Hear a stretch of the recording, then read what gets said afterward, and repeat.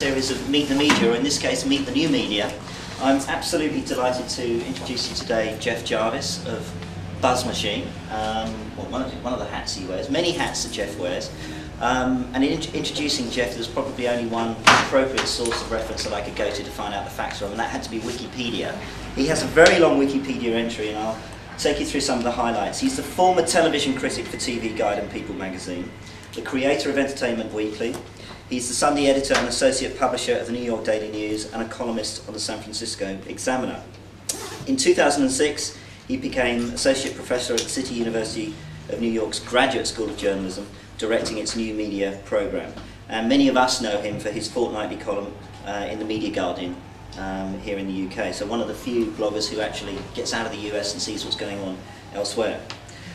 He's possibly worldwide best known, though, for his weblog Buzz Machine and for the seminal sort of event in corporate blogging, at least, which was the Dell issue, Dell Hell, which certainly I've referred to and misreferred to a couple of times. And Jeff, of course, was the person who complained about the products and service that he received from Dell, and out of that became a phenomenon that still is talked of to this day. He describes himself as despite being a liberal, he describes himself as a post-9/11 hawk, having survived the World Trade Center, and he is, in my view, the best writer, thinker, broadcaster on a whole new media world that we're entering. So, Jeff, over to you. Good morning. Thank you. Good morning, all. I thought I'd start out with Dell, just because I think we see a change these days.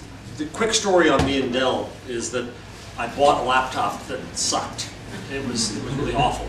And I went through everything you know. I'll spare you the shaggy dog story about all the calls to India and all that. And I finally just gave up. And so I went on my blog and I wrote a little short post under the headline, Dell Sucks, which isn't as juvenile as it sounds, because all of you know, especially in your business, that if you go to Google and put in any brand followed by the word sucks, it's the Consumer Reports. So I just wanted to join the wisdom of the crowd. The crowd at that point numbered 6 million who agreed that Dell sucks. I thought that was the end of it. But to my surprise, it really was to my surprise, I suddenly found a crowd starting to mob around. I got comments, I got emails, I got blog links in the tens, the scores, the hundreds, the thousands. And it was all people saying, me too, me too. And it surprised me, but then I decided to turn it into kind of a test, and I wanted to see, is Dell listening? Are they reading blogs? So I said this out loud on my blog, and people came with war stories, and I mentioned more stuff, and I went on with my own saga of my laptop as it went on. I'll break off there for a second. I got rid of the laptop, not because of the blog. I also cracked the code of Dell executive addresses, email addresses, and sent an email to the chief marketing officer, and I love this, the chief ethics officer. And the nice lady whose job it is to deal with the assholes who get to vice presidents called me and offered me a new machine, and I said, no, I really don't need a new machine. I told her why, because honest to God, at the moment she called me, I was in the store buying my Apple. And so she gave me a refund. So I got rid of the machine. Hugh and I spent too long last night getting wine, so that's but the story went on, and Dwight Silverman, who's a columnist for the Houston Chronicle, called Dell and said, what's your blogging policy? Are you dealing with this guy? And they said, oh, it's look, don't touch. We deal with our customers, but they should come here to do that. We do that here. That's how we work, here. And went on and on and on and on and on. And so finally then, Business Week was doing a story about Dell, and they used me as the squib early up in the magazine, just a good news peg to say that the revenue, market share, profit, consumer satisfaction rating, and share price had all plummeted for Dell. And as I'm quick to say then, it's not my fault. I didn't do it. But there it was. And it proved only the point that I was trying to make, which is simply that it had nothing to do with me.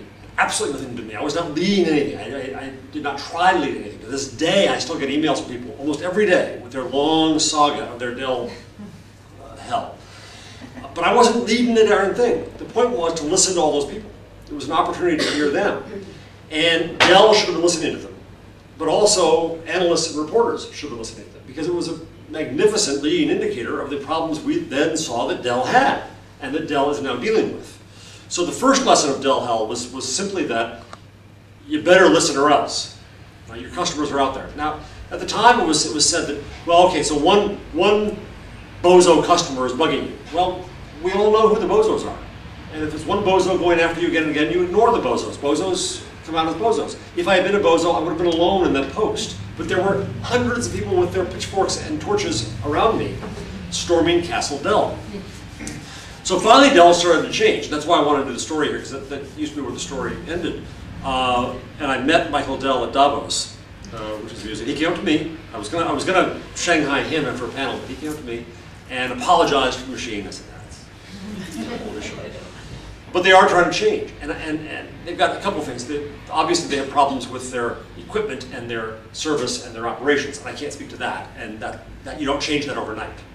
But they are making cultural changes, and quickly. So they started a blog, which at first I made fun of, and because all it was doing was saying, "Look at all the wonderful things we have," and it was still not listening. Right? It was still like this.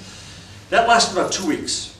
And then they came back around, because people were hammering them and saying, "You got this." There was some gamer's machine, and you know gamers, they were a little wacky.